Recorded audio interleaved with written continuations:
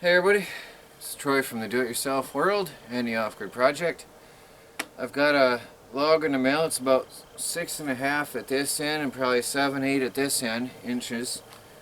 I'm starting at the small end so I know what I've got of usable lumber after cutting. If you start at the big end, you might taper off and end up too small in the small end. So I start in the small end. And I've got the chainsaw sharpened. I've got it all gassed and oiled and ready to go. The other night I cut one of these up into some 2x4s and it was an awesome feeling to make my own lumber. I am so happy. I just used my ramp for the first time ever, but this is a little log, so it wasn't impressive, but it's full of water. It was sitting on the ground, so it's really heavy, which probably means it's going to cut easily. I found the wet wood cut so much better. Anyway, I'm going to get geared up and we'll get some cutting going on here.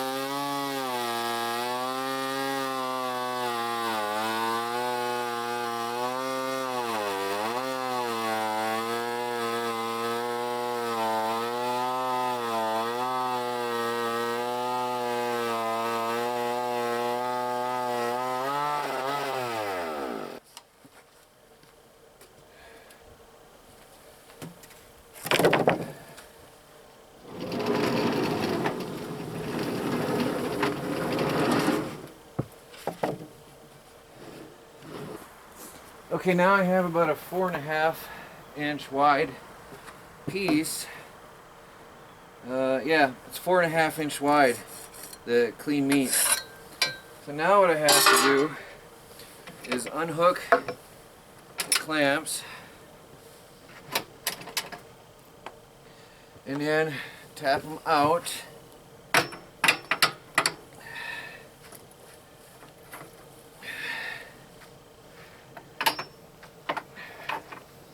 And then flip this over.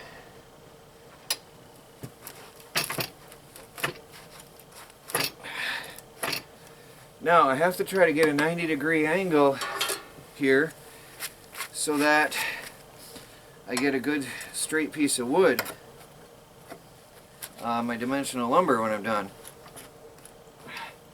So I got my speed square here, and then my hammer, tap that in, double check my angles, looks good, slide this one in, get some meat on that, double check my angle, I'm looking good. Now I'm going to have a 90-degree angle on here. Now I got to put my chains back on, tighten the clamps. It's not tight.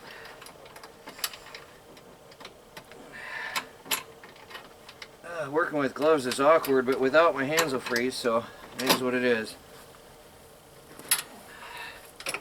It's about 30 some odd degrees out. It's 32 maybe, 33. It wasn't warm today at all. It's too tight. Okay, stable, strong. Get my gear on and fire it up and do a cut.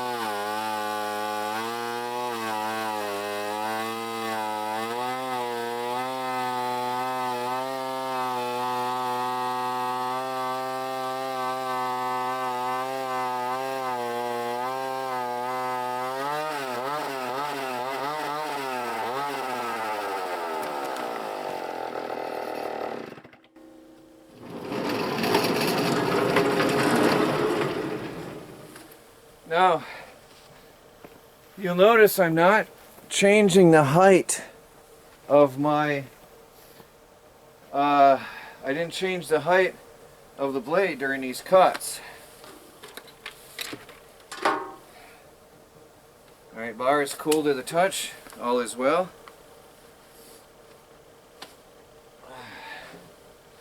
Flip it over again.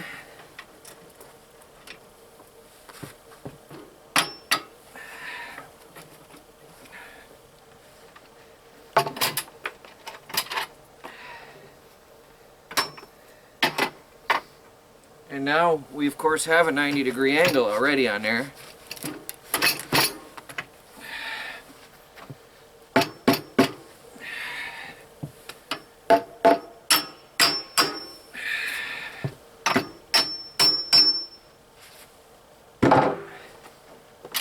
Hook up my spring again, tension on there.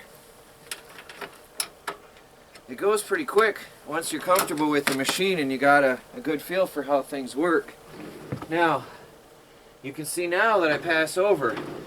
So now I've got to adjust the height to get myself my 4-inch cut.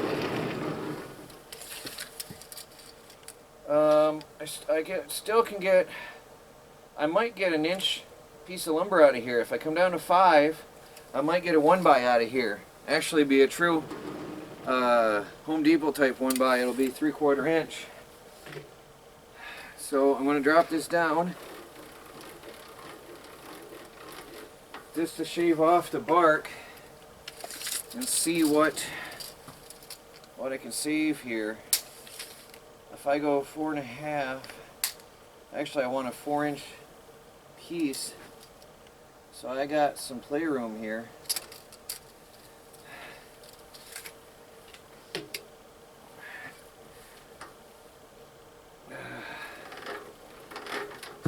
I want to come right down to even with that cut that I've got. Yeah, I'm going to have a little bit more than 4 inches on this when I'm done. I can cut boards off to give my dimensional lumber size after that.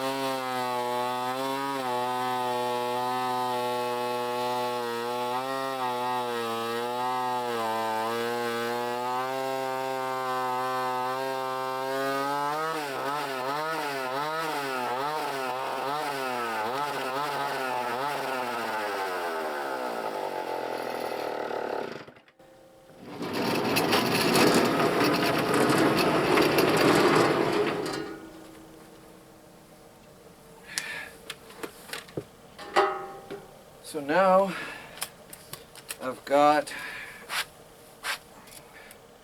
4.5 inches of meat. If I turn it over, 4 3/4 here.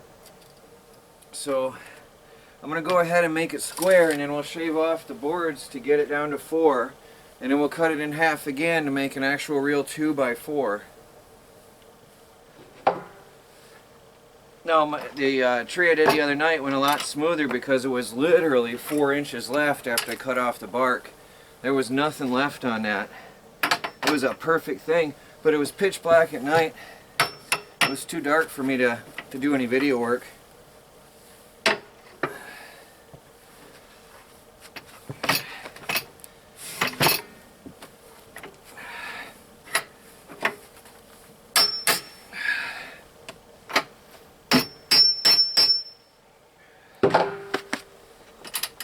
Pretty quick, nice mill to set up. The guy I got this from, he made money with this, he said, until he could afford a bigger mill. This was his first. Now I'm probably, am I going to have to adjust? Yeah, I'm going to come down a tiny bit on that to give me my 4 inches.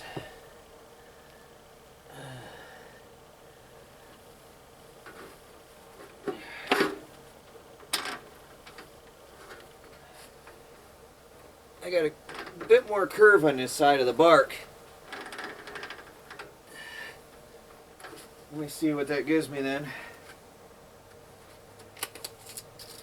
For a board, yeah, just over 4. I won't have, you know what, I might as well just cut it to the 4. There's not a lot left on this piece.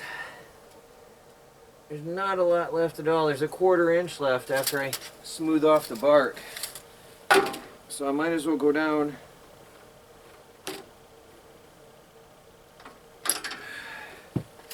and make it a 4-incher. A little bit more.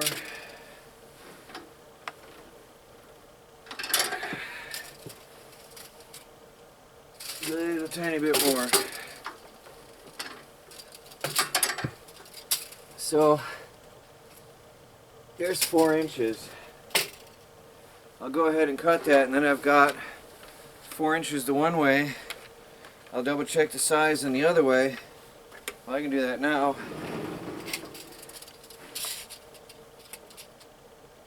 Almost 5, so I'll get a 1-inch piece out of that one. So I'll flip it over and then cut it.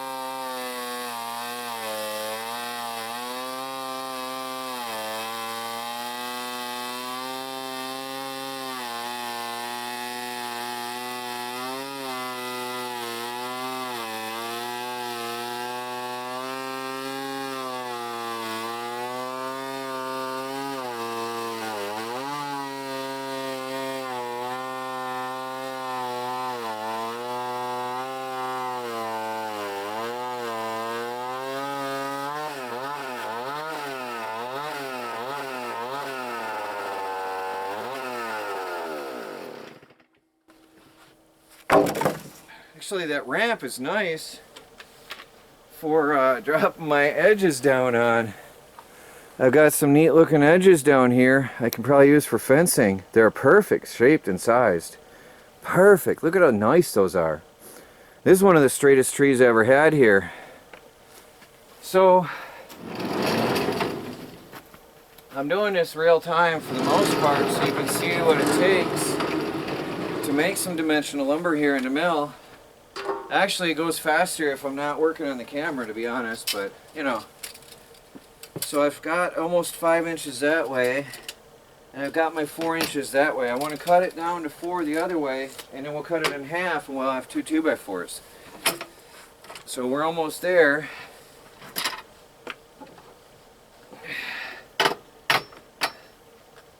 I'm learning to work more carefully around these hooks. The other night, it was last night, working in the dark, I hit this edge. I actually bent this arm pretty badly, but you should see the gash in my leg. Working out here in the dark and working in a hurry, it hurt.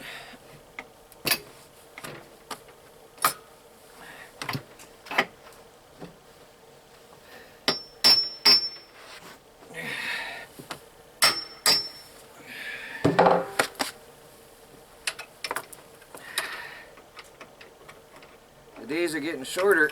I'm going to get some LED lights on stands out here so I can run some lamps at night. extend my work time. So now I have to adjust. Actually, I think I'm adjusted to the 4 inches already.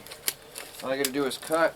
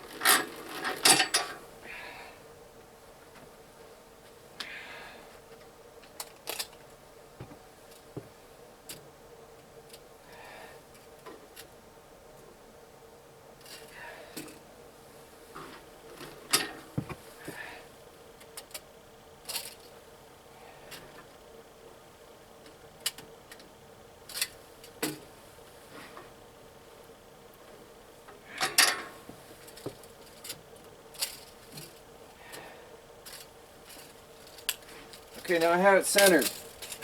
Now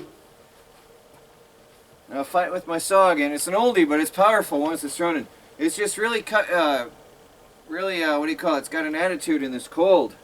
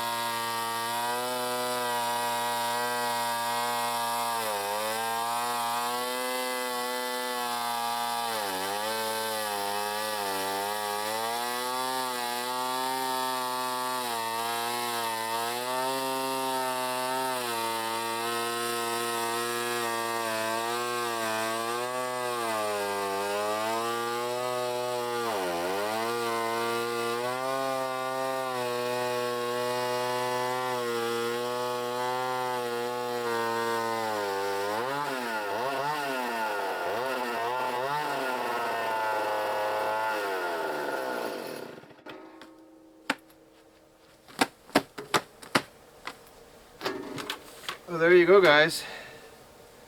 There's a brand new 2x4. Wet. It's heavy, so it's probably going to shrink a lot. It's really heavy. So I got a couple 2x4s here today out of a log that was destined for the firewood pit. It was going to be firewood, and I saved it. I said, you know, I'll take that home and I'll make some wood out of it, some lumber. So there it is. There it is, guys. Some 2x4s, some real 2x4s. True dimensional lumber. Made in my own mill at home. And it feels really good, I'll tell you. It feels awesome to be able to make my own lumber at home like this. All on my own.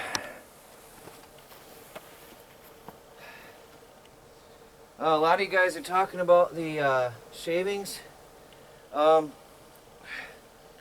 I think the camera is not showing you the real deal. There's a lot of the ripping saw takes a lot of curls and chunks out of the, I can't see what I'm doing, out of the wood here. Anyway, I think it's doing a good job. I could probably go a little bit sharper, but I see, no, actually, if there's a lot of chunks here. It's hard, it just doesn't show on camera. Let me grab the camera and show you the pile over here. You can see there's a lot of larger flakes. It's hard to distinguish them here. The larger chips. It's really hard to distinguish it on camera. Here's a couple side by side. So, you know, considering I just sharpened the chain myself.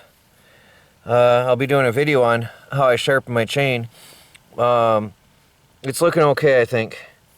So it just, I think, comes out on camera. It's hard. It really shows like, looks like powder on camera the way it blows out of there. Well, guys, there you go. Cutting real 2x4 lumber in real time out of a log using my my old mil-rite chainsaw sawmill and an old Sears D49 chainsaw, 80cc chainsaw. It does the job. It's a strong machine. It's a really good beast.